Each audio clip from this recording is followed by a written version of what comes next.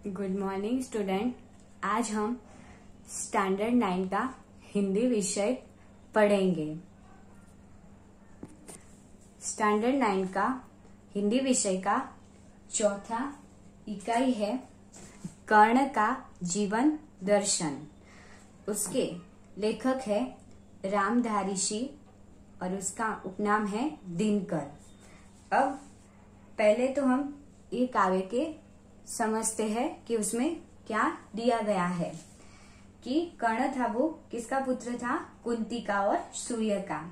पांडवों में वो सबसे बड़ा था और श्रेष्ठ योद्धा था, पर उनकी मित्रता दुर्योधन से हुई है, जो हमने महाभारत में देखा है। अन्याय और अपमान उसे जिंदगी भर सहना पड़ा था, इसीलिए उसने हमेशा दुर्योधन का साथ दिया था। कर्ण दुर्योधन के इस उपकार को कभी नहीं भूला था, क्योंकि दुर्योधन ने हमेशा उसे साथ दिया था। कर्ण भी कुशल योद्धा था। महाभारत के युद्ध में कृष्ण ने कर्ण को पांडवों के पक्ष में लाने का प्रयास किया था और काफी सारा प्रलोभन यानी कि लालच दी थी, परंतु कर्ण ने दुर्योधन को अपना सच्चा मित्र माना था, इसीलिए कर्ण ने दुर्योधन का पक्ष नहीं छोड़ा। इसमें यही बात काव्य के जरिए समझाई गई है।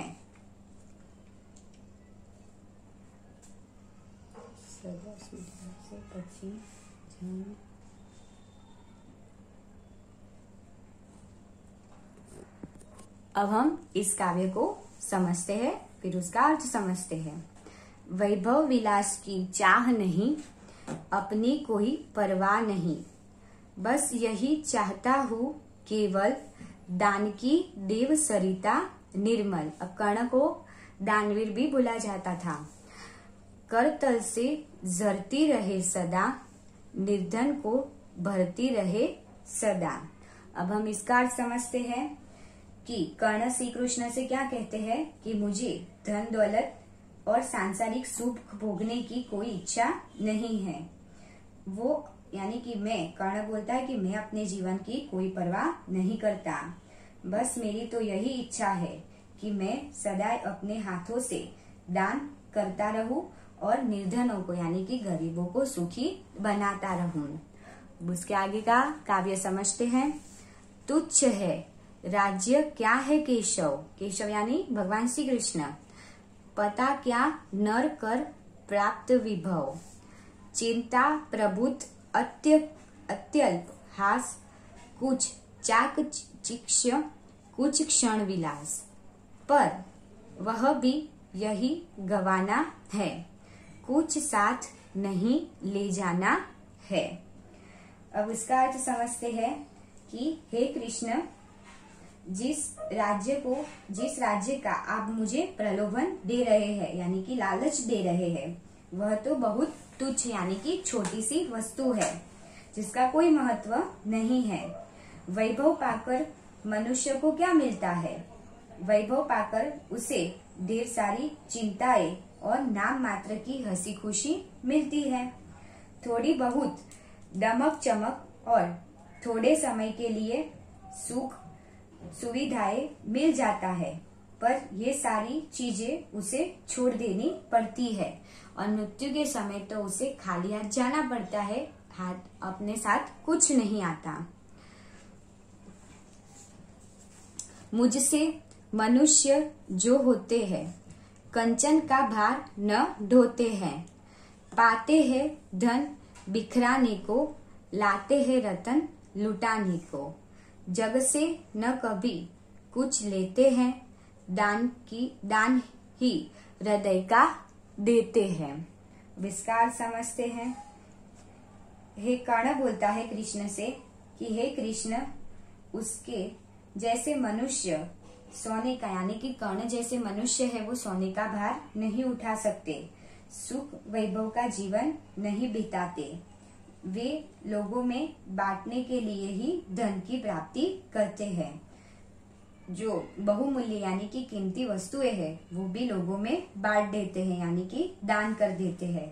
वे संसार से कभी कुछ नहीं लेते, अपने हृदय का भी दान करते हैं यानी कि दुखियों पर गरीबों पर दया करते हैं।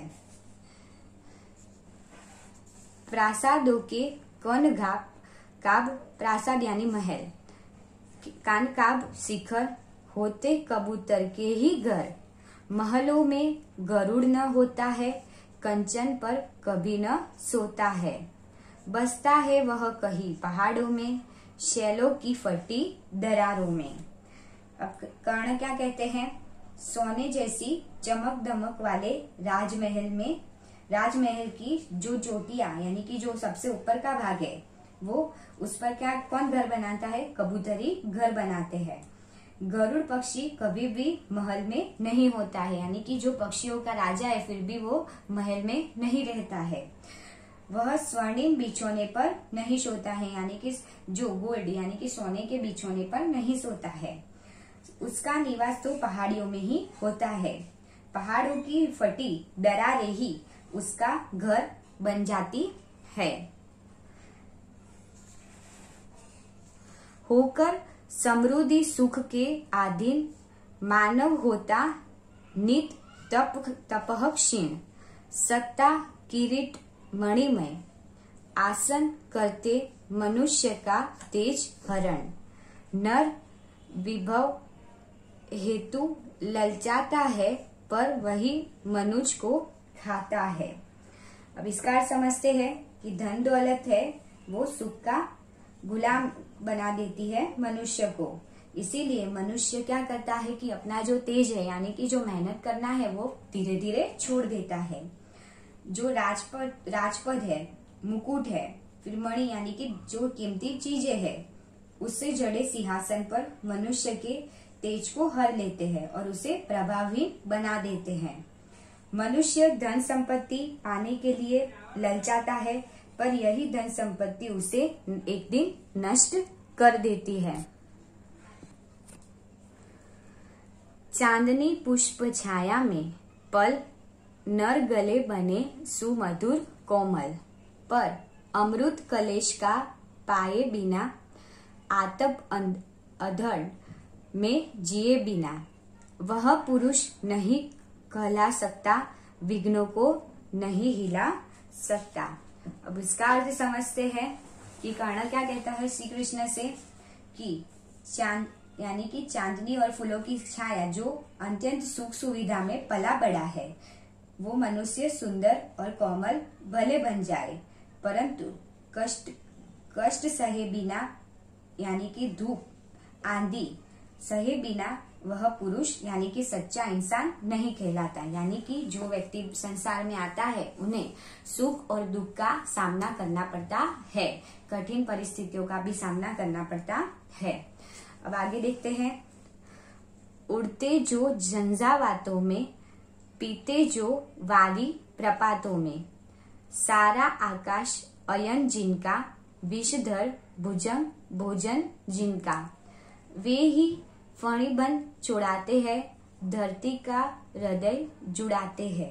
अब क्या कहते हैं कि जो आंधी तूफानों में उड़ते हैं और झरनों का पानी पीते हैं, सारा आकाश जिनका घर है और जो विषैले यानी कि जहरी जो सांप है वो उनका भोजन है, ऐसे गरुड़ ही सांप के बंधन से छुटकारा दिला सकते हैं, धरती के हृदय को शीतलता दे सकते हैं। मैं गरुड़ कृष्ण मैं पक्षीराज, सिर पर न चाहिए मुझे ताज, दुर्योधन पर है विपद घोर सकता, न किसी विष उसे छोड़, रण खेत पाटना है मुझको, अही पास काटना है मुझको। अब क्या बोलता है कि हे कृष्ण मैं ऐसा गरुड़ पक्षी हूँ, यानी कि मैं एक ऐसा राजा हूँ कि मेरे सिर पर मुकुट नहीं है। इस समय दुर्योधन भयंकर विपत्ति में फंसा हुआ है और मैं इस तरह उसे नहीं छोड़ सकता। मुझे तो युद्ध क्षेत्र में उतरना है और दुर्योधन के नागपाश को काटना है। नागपाश यानी कि एक प्रकार का शस्त्र है। स्टूडेंट, आपने चौथा इकाई कर्ण का जीवन दर्शन ध्यानपूर्वक सुना होगा। अब हम इसके आधार पर प्रश्नों के उत्तर को समझेंगे। पहला प्रश्न है, रिक्त स्थानों की पूर्ति कीजिए। पहला है उसमें सांसारिक सुख भोगने की इच्छा डैश की नहीं थी, कर्ण या दुर्योधन। अब पूरा जो काव्य है वो किसके बारे में है? कर्ण के बारे में। तो उत्तर सांसारिक सुख भोगने की इच्छा किसकी नहीं थी? किसको कोई भी प्रकार का लोभ या मोह नहीं था। तो उत्तर आएगा कर्ण। तो किस प्रकार लिखेंगे उत्तर? सांसारिक सुख भोगने की इच्छा कर्ण की नहीं थी। दूसरा प्रश्न है राज्य से प्राप्त डैश मनुष्य साथ नहीं ले जाता। क्या नहीं ले जाता? पुरस्कार या वैभव। तो क्या साथ में नहीं ले जाता? तो उत्तर आएगा वैभव, यानी कि जो सुख सुविधाएं है वो। तो राज्य से प्राप्त वैभव मनुष्य साथ नहीं ले जाता। तीसरा प्रश्न है कर्ण के आदर्श वाले मनुष्य डैश का भार नहीं ढोते। ढोते यानी उठाते। तो किसका भार नहीं उठाते? कंकड़ या कंचन। कंकड़ यानी पत्थर और कंचन यानी सोना। तो किसका भार नहीं उठा सकते? सोने का यानी कि कंचन का भार नहीं उठा सकते। तो उत्तर लिखेंगे कर्ण के आदर्श वाले मनुष्य कंचन का भार नहीं ढोते। चौथा प्रश्न है दान की देव सरिता निर्मल करतल से डैश रहे सदा। तो उत्तर क्या लिखेंगे? जरती या खाली। तो जरती यानी कि चलती रहे और खाली यानी कि कुछ ना हो उसमें। तो उत्तर आएगा कि दान की सरिता हमेशा इस तरह चलती रहे। तो जरती। तो उत्तर लिखेंगे दान की देव सरिता निर्मल कर तरल से झरती रहे सदा। अब पांचवा प्रश्न है महलों में गरुड़ डैश में नहीं होता। कहाँ नहीं होता? जंगलों और महलों। तो गरुड़ पक्षियों का राजा है, फिर भी कहाँ नहीं रहता वो हमने समझ लिया है। तो गरुड़ महलों में नहीं होता। अब हमारा दूसरा प्रश्न है, प्रश्नों के एक एक वाक्य में उत्तर लिखिए। पहला है धन संपत्ति किस लिए है? तो धन संपत्ति किस लिए है? तो धन संपत्ति परोपकार के लिए है, यानी कि दूसरों का भला करने के लिए है, सिर्फ अपने सुख सुविधा के लिए नहीं है। दूसरा है सुख समृद्धि के अधीन मानव क्या होता है? अब क्या आएगा उसका उत्तर? सुख समृद्धि के अधीन, अधीन यानी कि सुख समृद्धि पाकर, अधीन मानव का तेज प्रभाव दिन प्रतिदिन क्षीण यानी कि कम होता जाता है। इस तरह उसकी दुर्दशा होती है। तीसरा है फणी बन से कौन छुड़ाते हैं? तो फणी बन यानी नागपाश, तो यानी कि सांप जैसा जहरीला शस्त्र। तो फणी बन से गरुड़ जैसे साहसी और वीर पुरुष छुड़ाते हैं। चौथा है कर्ण की एकमात्र इच्छा क्या है? तो कर्ण की इच्छा क्या थी? कर्ण की एकमात्र इच्छा है कि उसके हाथों से सदा दान की निर्मल सरिता बहती रहे और निर्धनों यानी कि गरीबों के दुख हरती रहे यानी कि दूर करे। अब नया प्रश्न है किस तरह के लोग कंचन का भार नहीं ढोते? आगे हमने रिक्त स्थान में भी देख लिया। कर्ण जैसे दानी पुरुष कंचन का भार नहीं ढोते या तो नहीं उठाते। छठा प्रश्न है कर्ण स्वयं को किसके समान बताता है? तो कर्ण स्वयं को पक्षीराज गरुड़ के समान बताता है। क्यों पक्षीराज गरुड़ का ही एग्जाम्पल दिया? क्योंकि गरुड़ है वो पक्षियों का राजा है, फिर भी उसके पास कोई महल नहीं है, कोई मुकुट नहीं है और कोई सुविधा नहीं है।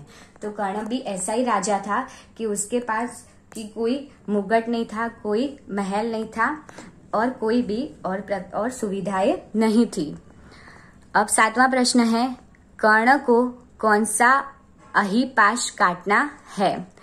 तो उत्तर है कर्ण को दुर्योधन पर आई विपत्ति रूपी अहिपाश काटना है, यानी कि उसकी विपत्ति को, संकट को दूर करना है और युद्ध में बचाना है।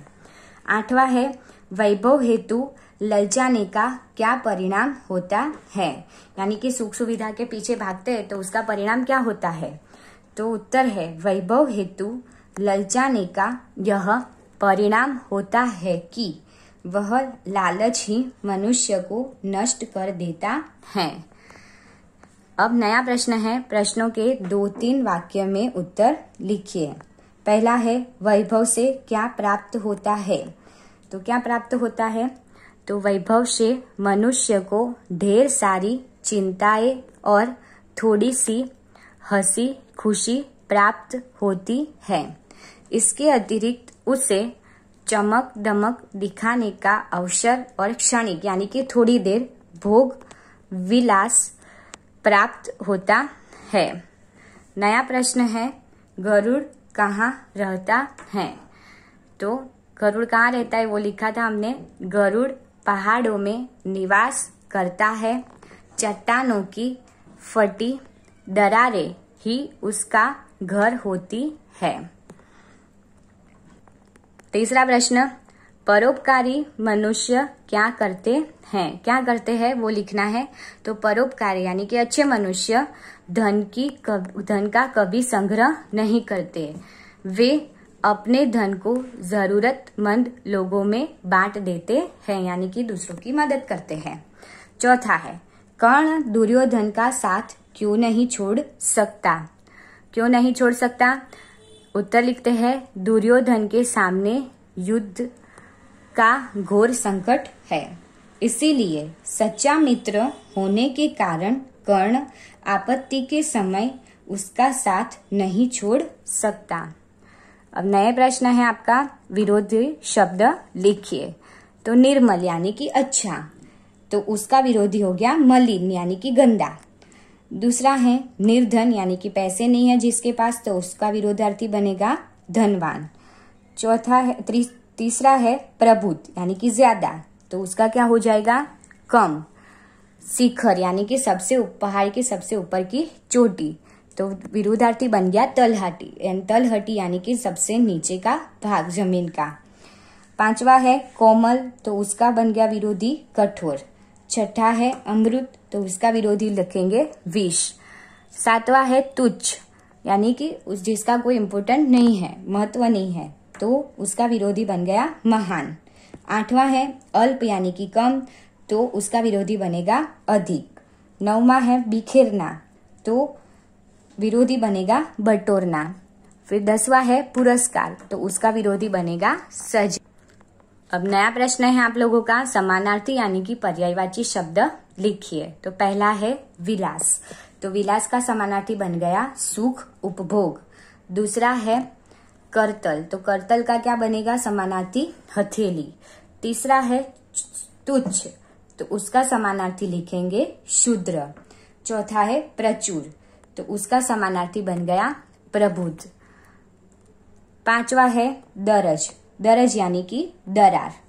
तो छठा है प्रासाद, प्रासाद यानी राजमहल। सातवां है शिखर यानी कि चोटी।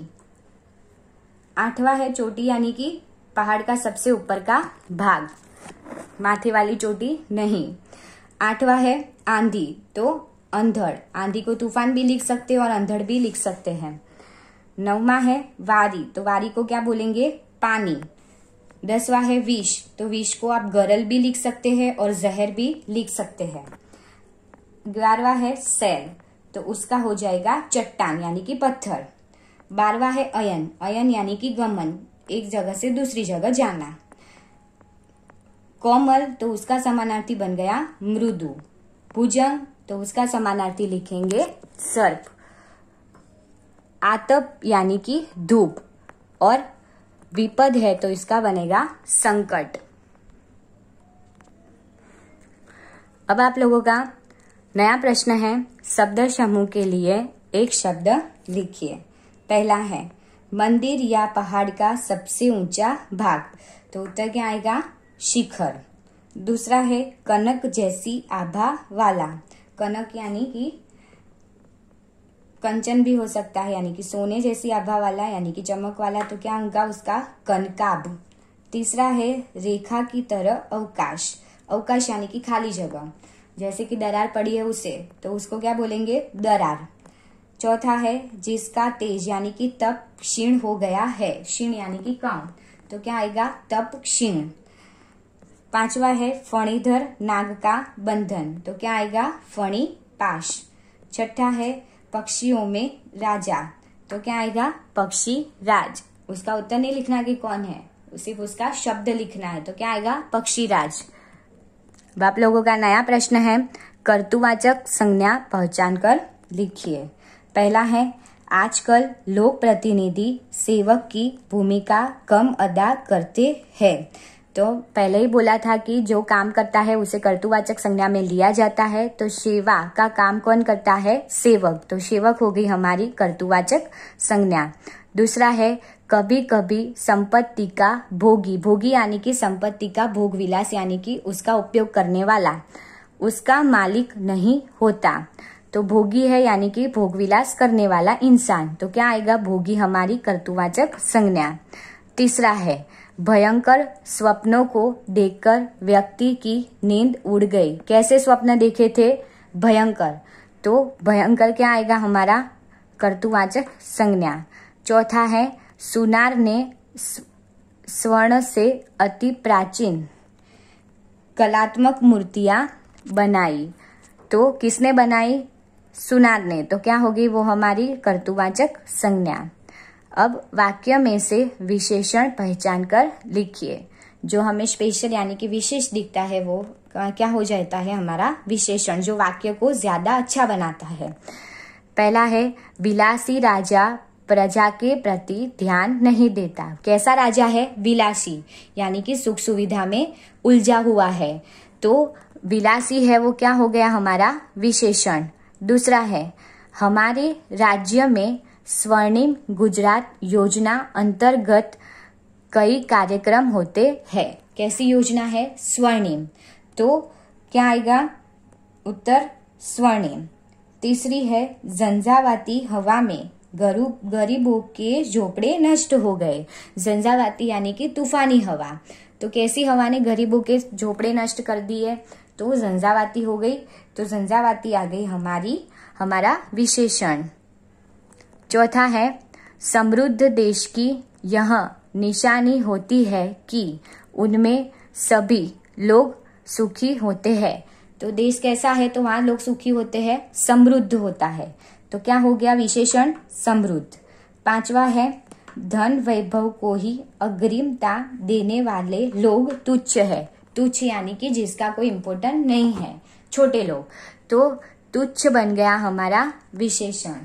स्टूडेंट, मुझे आशा है कि आप लोगों ने चौथा इकाई कर्ण का जीवन दर्शन, उसका अर्थ ध्यानपूर्वक सुना होगा और प्रश्न के उत्तर को ध्यान से समझा होगा।